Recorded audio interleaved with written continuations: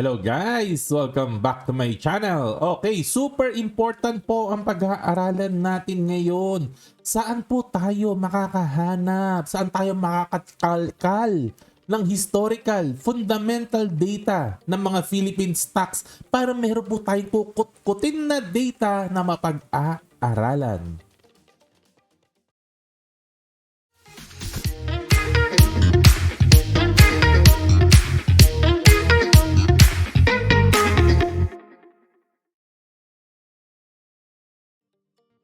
Welcome back! Ayan, saan merong historical fundamental data para sa mga Philippine stocks. Kasi nga po, no, lagi ko po nababanggit po sa inyo, when you invest, dapat po evidence-based po tayo, no? Based po sa ebidensya, no? Kaya kailangan po, check po natin ang historical data, no? At least 5 years, kung kayang 5 years, kung kaya pang 10 years, no? 10 years, no? Para nakikita po natin, no? Yung trend, no, kung saan na ano nangyayari sa negosyo at paano siya nagpo-progress po, no? Ayan, evidence po, no? At mahigpit po na request po ni Sir Angelo Cruz, no, na ating isang masugid na viewer. Thank you po sa support po ninyo. Okay, no? Kasi si PSE po, medyo kulang po eh. Medyo kulang yung binibigay niya na fundamental data, no? Medyo yung recent lang, no?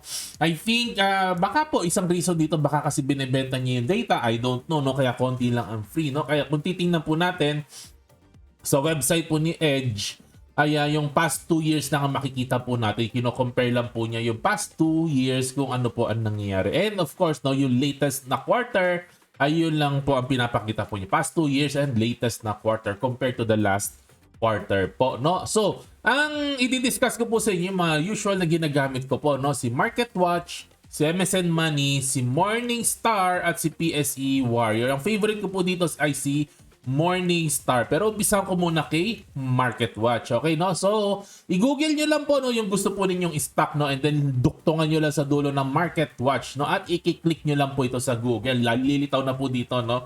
Sa website ni MarketWatch, no? At pagpunta nyo po dito, makikita nyo po dito sa bandang gitna, meron po nakasulat na financials. I-click nyo lang po yung financials po, no?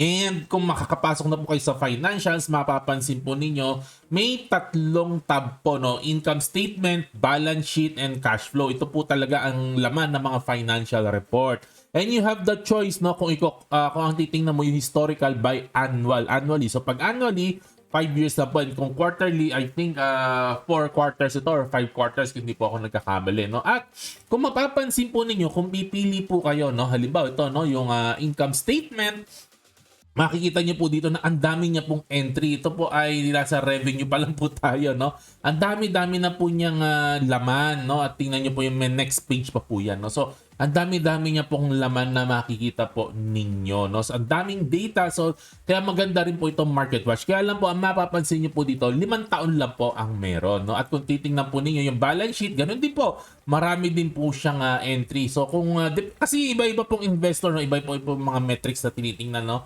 Depende po sa gusto po ninyong makita or hinahanap po ninyo, no? Ito po yung balance sheet niya. So, ito po assets pa lang po ito. And then ito po liabilities and shareholders equity. So, marami po kayong makukut-kut po dito. Kaya isa rin po ito sa pinupuntahan ko po, no? At ito po yung cash flow po nila. Ayan, medyo marami-rami rin po, no? Yan nga lang po, again po, 5 taon lang naman po ang meron po sila, no? Ayan. And ingat lang po, no, napansin ko lang po dito sa MarketWatch at pati na po sa MSN Money, minsan napapansin ko, no, na hindi po accurate ang data po nila. Pero bihira ko lang naman po ito mapansin kasi pag of course, ang source of truth po, pag dinownload nyo po yung annual reports ng company, yun po talaga ang pinakatotoo po sa lahat, no? Kasi yun na po ang source, eh, no? Siguro po minsan nagkakamali lang po sila sa pagkuha ng data, pero bihira ko lang naman po napapansin po to. Next naman po, MSN Money. Ganun lang din po, i-google nyo lang po, no? Yung gusto po ninyong stock, duktungan nyo lang sa dulo ng MSN Money at lilitaw na po ito. I-click nyo lang po, no? Ayan. At makikita nyo po dito, ang bubulaga po sa inyo, again, yung graph po. At meron po dito, pwede nyo pong i-click na financials dito po sa bandang itaas. Pag-click nyo po ng financials, ayan na po.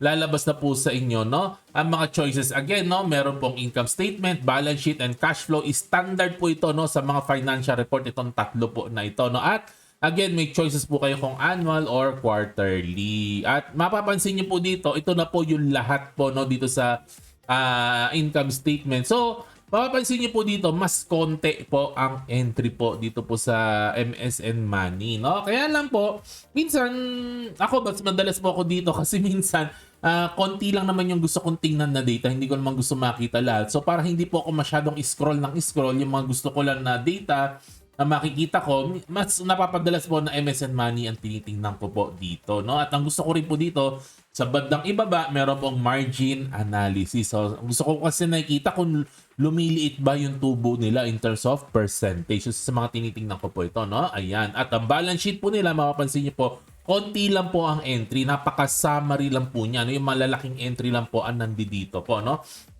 At ganun din po sa kanilang cash flow statement ay mas konti, mas summarized lang po, no? Hindi na po siya ganun ka-detail. So, depende po kung anong gusto po ninyo. Gusto niyo mas maraming entry, mas marami kayo nakikita sa Market Watch, mas marami. Kung gusto niyo mas summary na po, dito po sa MSN Money, mas konti po ang makikita po ninyo, no? And then, Morningstar na po tayo. Okay, no? Mas marami, ito po Morningstar, dati po, ito lang ang tinitingnan ko. Hindi na po ako tumitingin na ibang website, no? Kasi dito pa lang solved na. Kaya lang, tinanggal na po nila sa free version, no, yung historical data na 10 years, pati lahat ng ratio. Ang ganda po talaga eh. Dito po sa Morningstar, kaya lang tinanggal nila. Hindi ko po alam kung nilipat po nila sa paid version at hindi ko naman po na-try kasi syempre medyo mahal po itong Morningstar eh, no?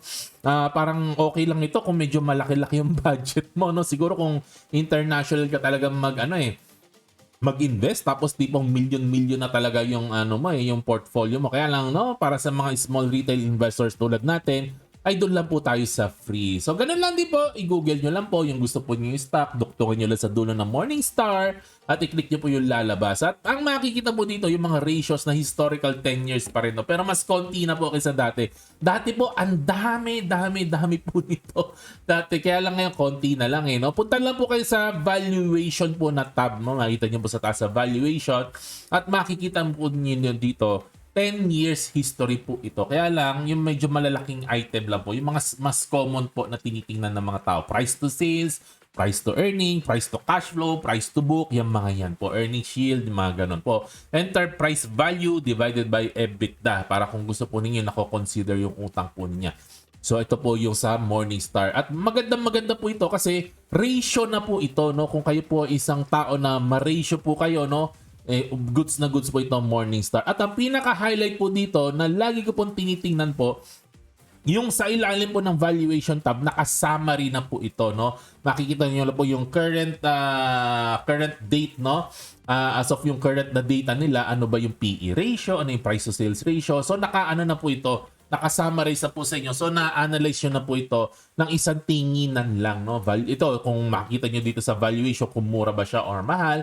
Financial health naman makikita po ninyo dito, no, kung kung may problema ba ito sa utang, no? At dito sa bandang top right, yung growth po niya the past 3 years. Of course, past 3 years ang hirap po kasing tingnan kasi dumaan po tayo sa pandemic. So, napaka-erratic po ng data po na to, no? Kasi hindi tayo dumaan sa normal na na normal na taon, no?